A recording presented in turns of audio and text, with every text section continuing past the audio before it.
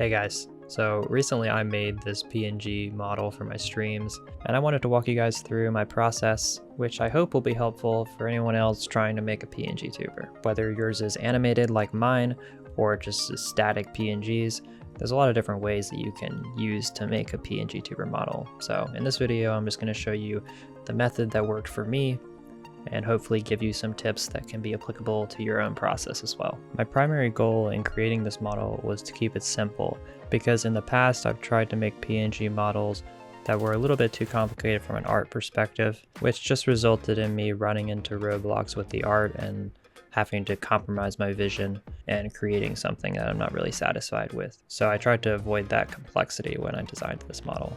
Plus, I think that chibi proportions generally work better for PNGTubers anyway, so it worked out well. Since the art wasn't going to be very complicated, I decided to get a little ambitious and add an idle animation by using GIFs instead of PNGs. To make the GIFs, I used the puppet pen tool in After Effects to animate certain portions of the drawing over time, similar to the technique many people use to animate manga panels and illustrations. To do this cleanly, I had to separate out all the layers that I either wanted to animate or wanted to have separate, like the body and the hat, things like that. That way in After Effects, I can apply pens to only the layers that I want to move, and it won't affect the other layers at all. The method I used to separate out the layers was to add my finished drawing to a new Photoshop document and duplicate it for the amount of layers that I thought I would need. Then I went layer by layer and masked out each individual part. I also repainted some areas that weren't in the original drawing, so that when I moved layers around, I wouldn't see unpainted parts underneath. Now that I had all the layers separated out, I added them to After Effects and made a simple animation where the hair layers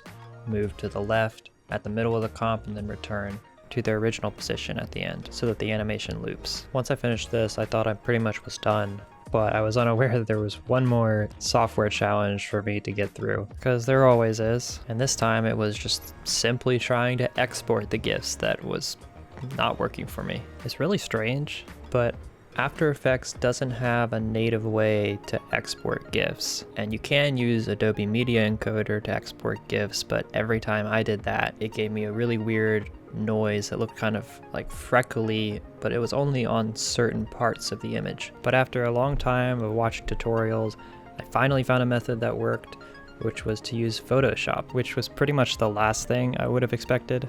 I didn't even know Photoshop had the ability to import a video. But apparently, if you import it as a PNG sequence, you can open up a video in Photoshop. But a PNG sequence is the only way that worked for me. Don't try to use any other video format. While it does open those formats technically, in my experience it just freezes up to the point where the only thing you can do is use Task Manager to close it. But once I got over that hurdle, the rest of the process was pretty straightforward. I imported my images into PNGTuber Mini, which to my knowledge is one of the only PNGTuber softwares that allows you to also use GIFs, so that's why I used it here, of course. I added some of the animations that PNGTuber offers. Some are just idle animations, some only activate when I'm speaking. I also changed the blink frequency and duration to line up with something that made sense to me. The last thing I did was change the background color to red.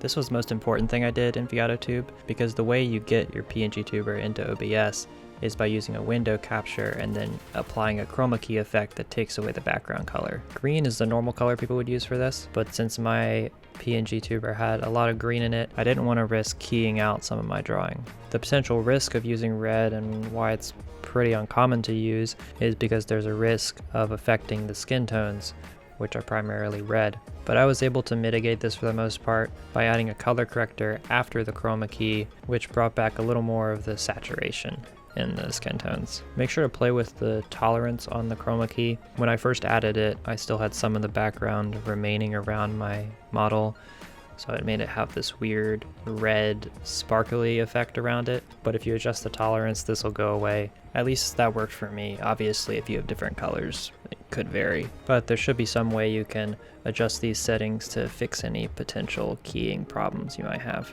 And then finally, I was finished.